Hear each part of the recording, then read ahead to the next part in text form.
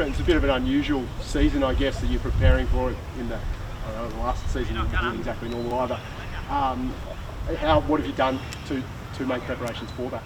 Yeah, to be honest, our preparations haven't been too different. We've had a really good uninterrupted pre-season. Probably the question marks about who we're playing and where has probably been the thing that's overridden it, but it hasn't affected our training at all. So now the season's obviously changed a bit for us. Round one, we're firmly focused on that, but also looking ahead to the extended travel period that we'll be doing as well. So far, not too much has changed. I think it's about to, though, with what we're going to go into. We have to be prepared for that. What conversations have you had with the girls about when you go away and how you guys need to handle yourselves once you're outside Western Australia, given what we're seeing from sports like the Big Bash? Absolutely, yeah. We had a good discussion last night, and we got the girls to come forward with a lot of their questions. A lot of them we can't actually answer yet until we get some more answers from the AFL, who we're going to meet with later on in the week. So we've basically said, get all your questions in. We'll concentrate on round one, and then next Monday we'll go through all of that with our planning for that period of extended travel. So a lot of the things are in place for that time away. We've got 3 games Victoria and 1 in Tasmania, and we're really looking forward to that part of it, getting away, being professional athletes for that time, even though we know there's going to be some challenges in keeping ourselves and the community safe at those times. Do you think you're going to have to effectively just operate in a bubble, not leave hotels, that sort of thing? Or? No, we're hoping that we can definitely not be totally confined. We've got to make smart choices, and sort of eating inside at restaurants and those type of things, as we can see with what's happened in the cricket, probably isn't an option. But we definitely don't want to be locked away. I'm not sure that would be great for performance either. So we have to be really safe and smart with our choices, but we don't want to be totally confined to barracks. Trent, any players unable to head over for an extended period of time that you're having to sort of manage? No, we're really fortunate this time. Last year was really difficult when we were given 5 days notice that we were heading away for three weeks, and we still managed to achieve, I think, 29 out of the 30 last year, which was amazing because there was a lot of stress involved for the players and staff at that time.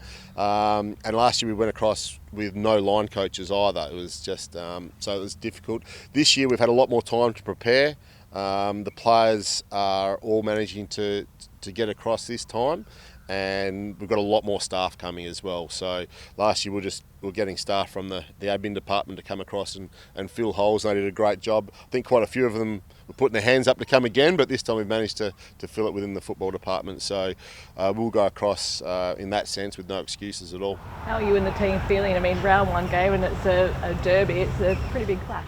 Absolutely, yeah, it's really exciting. Like, round one's always exciting, and then to have a derby on top of that just brings an extra element of edge to it. So the group's really excited.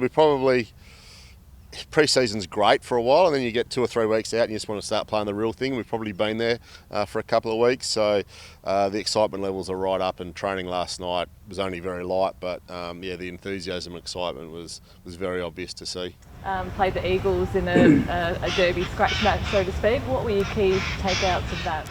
Yeah, we weren't great on the night, which probably wasn't surprising given our preparation leading into it, where we weren't focused on that game in particular. But West Coast were very good. They were very organised, and we could see some of the things. They showed great improvement last year, and then we could see some of the things that Michael Pryor's brought in this year as well. So last year they did a really good job considering how many significant injuries they had to their side. We expect them to be one of the big improvers in the competition this year, and it'll be good for us to test ourselves against them first up.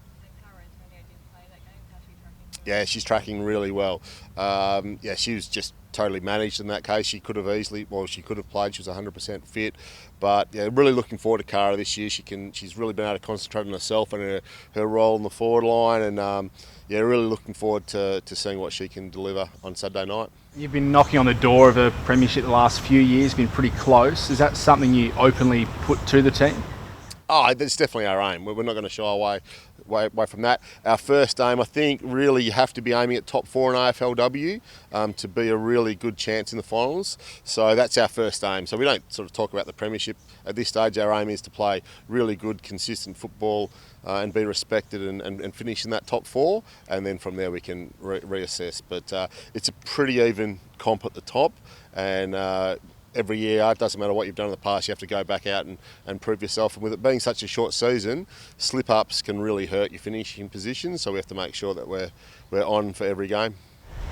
Obviously some girls recruits have come in over the off-season and impressed. Any debutants you're expecting this weekend? Or? We are, but I'm going to have to keep that on ice for a little while. They don't know yet, the team don't know, but we definitely will be having some debutants. I think I saw that we're the fourth least experienced squad in the comp for games played, but the ones we've brought in we think have fitted in really well and going to add to our side, and there'll be a few that don't debut this week that will debut shortly as well. So it's a really exciting part of footy when you can be involved in players playing their first game, and when we do tell the players on Thursday night after selection's done, it's going to be a great moment for those individuals, and for the other girls as well get really excited by that. So looking forward to that time. Do you feel comparatively placed at this point as opposed to this time last year?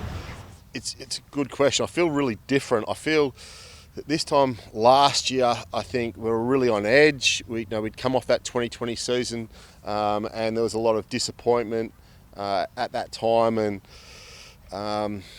the emotions weren't the right emotions that we're carrying as a club to go forward into 2021.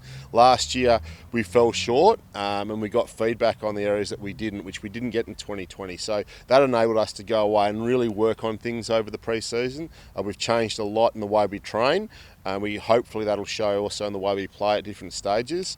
So I feel a lot more confident in the body of work we've done over this pre-season than I did this time last year. So I'm really excited about what that hopefully will look like when we hit round one.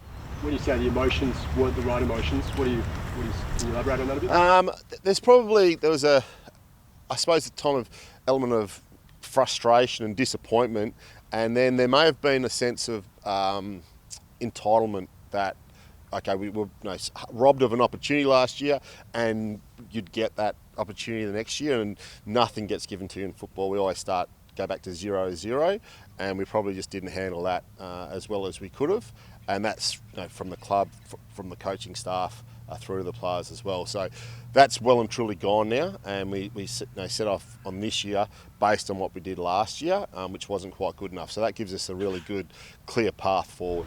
Why is that gone? Is it just the fact that you go through another season and you sort of realise that, hey, like you say, nothing's given to you in footy? Yeah, it's gone. It's been a massive turnover. The players even talked about it. The term unfinished business, which is one thing that was phrased, but I think from that 2020 season, half the players aren't even there now. It's been a big turnover, so it's a new group, and we're focused on going forward, learning from last year and going forward with that. So that's why there's a sense of optimism and excitement about that. Maybe wasn't there this time last year.